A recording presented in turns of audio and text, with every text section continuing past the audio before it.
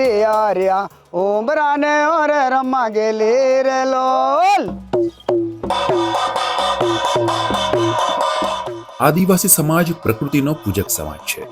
સાથે વાદ્ય અને નૃત્યની મૌલિકતા પણ તેમનામાં પરંપરાગત રીતે જોવા મળે છે.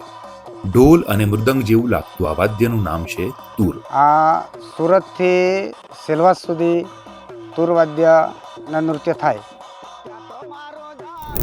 જેટલું જાણીતું અને અલભ્ય તુર વાદ્ય છે તેટલું જ સુંદર અને જોવું ગમે તેવું તુર નૃત્ય છે. થાળી અને તુરના તાલે તુર નૃત્ય કરવામાં આવે છે. આ દોરી ગાયની ચામડાની દોરી બી ચામડાની જ છે. આ પડું બી ગાયની ચામડાનું જ છે. પછી આ ભેણ છે, આ ચોખાનો લોટ એને રોટલો બનાવવામાં આવે. રોટલો બનાવીને પછી પોળેટિયા હલગાવીને એમાં લાખીને.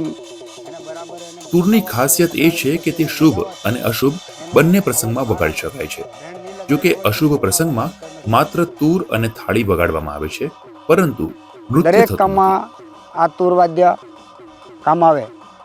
લગ્ન હોય, દેવ હોય, કોઈ મરણ હોય કે કોઈ પોથી યાત્રા કાઢતા હોય. તુરને નર અને થાળીને નારી માનતો આ સમાજ આજે પોતાની પરંપરા સાચવીને બેઠો છે.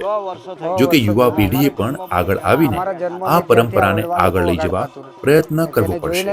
નહીં તો આવનારા સમયમાં તુર વાદ્ય અને નૃત્ય આપણા સૌ માટે એક સંભારણું બનીને રહી જશે. જરૂરી છે, ને તો એ પછી પૂરું થઈ જશે.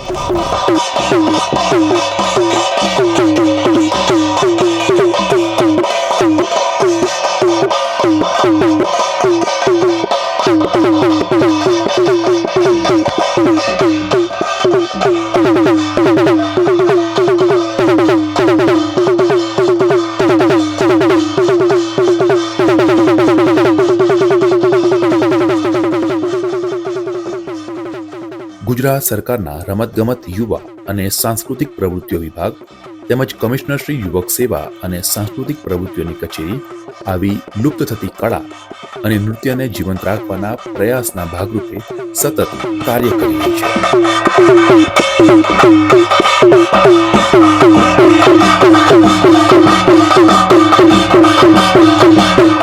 દરેક ઘણા પ્રોગ્રામોમાં અમને લોકો ઇન્વાઇટ કરતા હોય. અમે સુરત જઈએ, નવસારી જઈએ, બિલ્લીમોરા જઈએ, આમ બોમ્બે જઈએ. દરેક પ્રોગ્રામ હોય, ગુજરાત સરકારના દરેક પ્રોગ્રામમાં અમને બોલાવતા હોય, અમે જતા હોય ને બધા.